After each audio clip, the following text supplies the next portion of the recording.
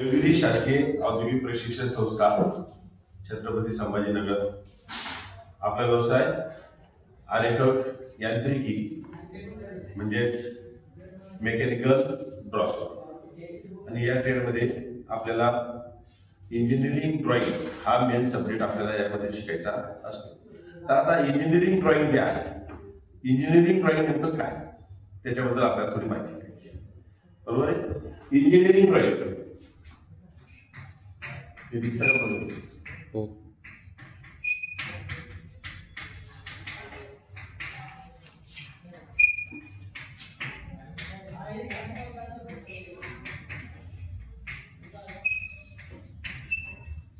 Engineering drawing काढला आपण basic शिकलो, आता जॉमेट्रिकल शिकलो, इंजिनिअरिंग कर्व शिकलो, आता मेन टॉपिक कडे मग या इंजिनिअरिंग ड्रॉइंगचे महत्त्वाचे दोन प्रकार आहेत।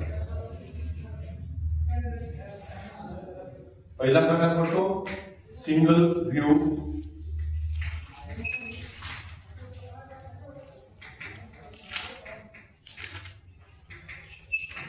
मेथड, होती सिंगल व्ह्यू मेथड। आणि दुसरा जो प्रकार आहे तो आहे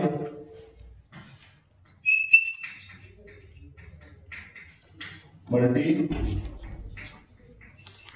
व्ह्यू मेथड।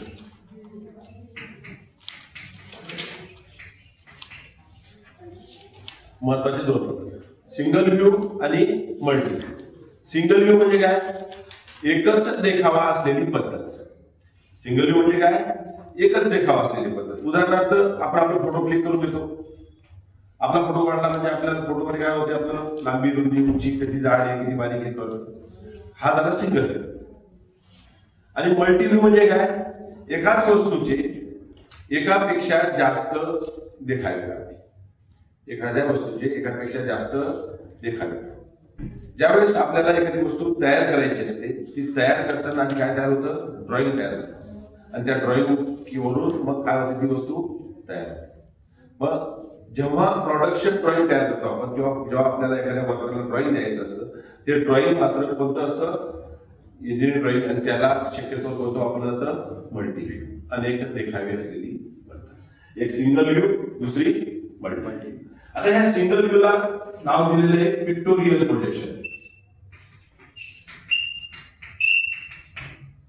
पिक्टोरियल प्रोजेक्शन कोणतं नाव आहे, पिक्टोरियल प्रोजेक्शन। आणि या मल्टी व्ह्यूला नाव दिलेलं आहे ऑर्थोग्राफिक प्रोजेक्शन।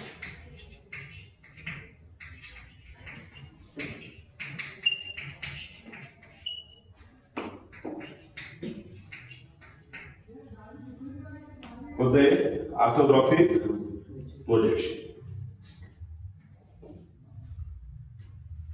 पिक्टोरियल म्हणजे एकच देखावा आणि ऑर्थोग्राफिक म्हणजे अनेक देखावे।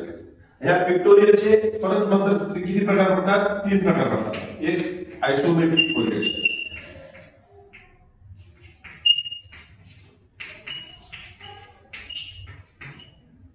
होत आहे आयसोमेट्रिक प्रोजेक्शन।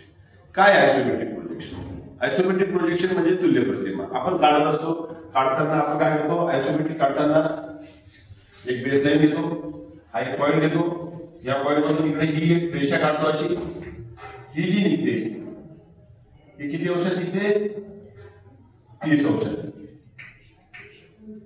आणि दुसरी ऑपोजिट साइडला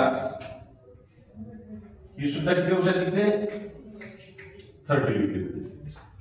आणि दुसरी एक उंचीची रेषा काढली जाते, जी किती डिग्रीत असते, 90 डिग्रीत असते। किती डिग्रीत, 90 डिग्री। आणि याच्यावरती समजा आपण जर आता लांबी रुंदी उंची टाकली, इथून इकडे समजा ही लांबी टाकली, इकडे समजा आपण ही रुंदी टाकली, आणि या बाजूला समजा इकडे उंची टाकली,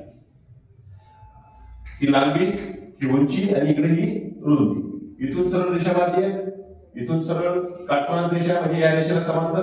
आता या रेषेला समांतर रेषा इथून मारायची, या रेषेला समांतर रेषा इथून मारायची 30 अंशात, परत हिला समांतर रेषा इकडनं मारायची, आणि हिला समांतर रेषा इकडनं मारायची। तर या ठिकाणी या पद्धतीने असा काय तयार होतो तुमचा